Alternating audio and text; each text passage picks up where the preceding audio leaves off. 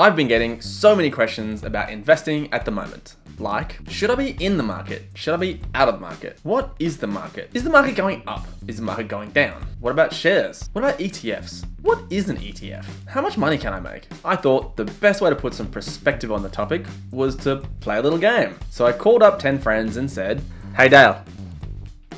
Hey, go. Hey, if I gave you $10,000 right now and you had 2 weeks to invest it, what would you buy?" And what I got back was 10 completely different investment choices, and the winner made over 50% return. And that's why I'm Connell Canary, and this is investing $10,000 in 2 weeks during the coronavirus. When we started the game, the Australian share market looked like this. It was the 27th of March.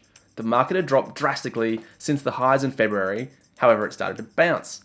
The question we all had was, and still have, would the market continue to drop, or is this the start of the recovery? I'm going to introduce the investors, what they chose, and then we'll have a look at all the results and crown a winner. First up, we have some investors who thought the market would go down. This is Ross. Ross has his own YouTube channel with his lovely wife, Beck, where they eat food in restaurants around the world. No doubt they'll get a deal from the History Channel soon. Subscribe to their channel if you forget, like most of us do, what eating in restaurants was like. Ross chose to invest in BBOZ, which is an ETF called BetaShares Strong Bear Fund, which is an ETF that goes up in value when the Australian share market goes down in value. This is called a bearish or a shorting fund.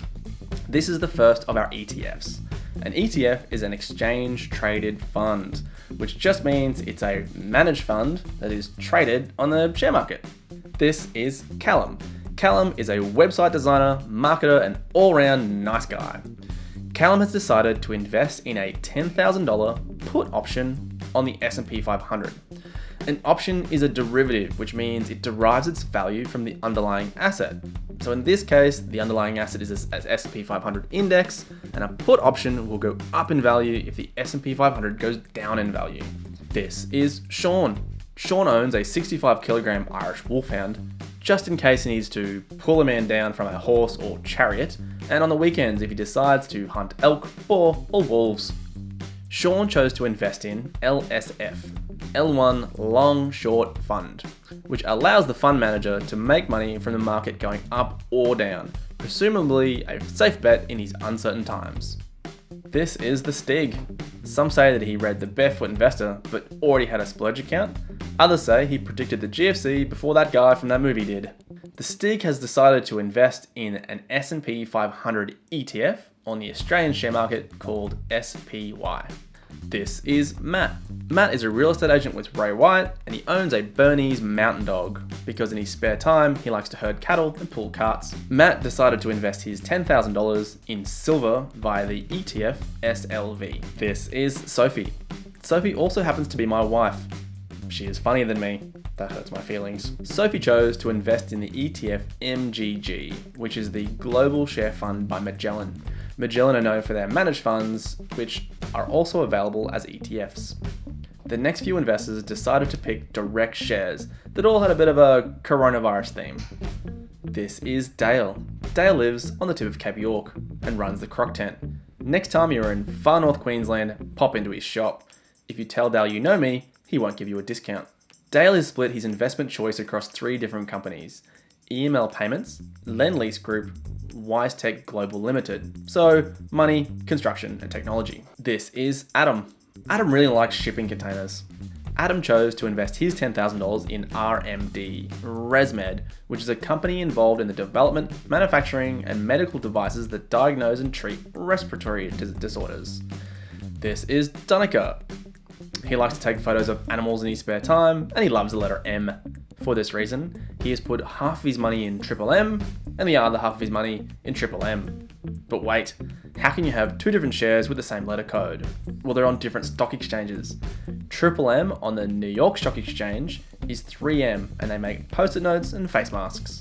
Triple M on the Australian Stock Exchange is Marley Spoon, and they deliver food to your door with cooking instructions. This is Simon. Simon has dangerous hobbies like motorbike racing, however he likes to invest safe. He has chosen not to add any money to the share market, but instead he'd said he'd just chuck the $10,000 on his mortgage offset account. Now let's fast forward 2 weeks, have a look what the market did, and get our results. First, the overall market went up, which is definitely surprising considering the corona is still going strong. So let's check in on the 2 investors who thought the market was going to go down and see how they did. Ross's $10,000 turned into $8,800, so he lost about $1,200, which equates to 11.79%. And Callum's put option ended up with $2,291 with an overall loss of $7,708. That's a 77% loss. Sorry, Callum.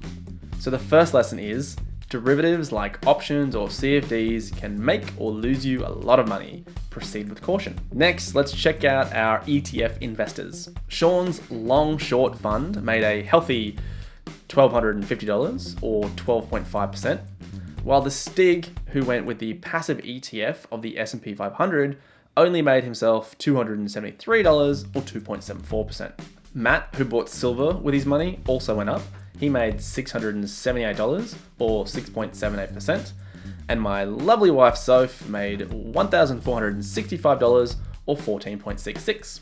So the lesson about ETFs is there is a lot of them out there, and there's a lot more than the Vanguard Index Fund. They are cheap, quick, and easy to get into. Before we get to the direct shares, let's see how Simon went putting his $10,000 into his offset account. Because this was only a 2-week challenge, he saved himself $15.38 in interest, or 0.15%, which is not that bad when you're unsure of what to invest in or what the market might do. And finally, to direct shares. Adam's ResMed made $411 or 4.11%. Dale's 3 companies made $1,971.33 for 19.71%, and Dunica's Corona-themed Triple M combo made 51.95%. Here are the results in a bar graph. Callum wins the wooden spoon, Dunica won the challenge, but he loses a night's sleep thinking about how he could have made $5,000 if he actually invested his money. So what have we learnt? The market is crazy right now. Investing over 2 weeks really isn't the way to do it. There are heaps of different things you can invest in. If you're unsure, you should see a financial advisor. I am a financial advisor, and this has been investing $10,000 in 2 weeks during the coronavirus.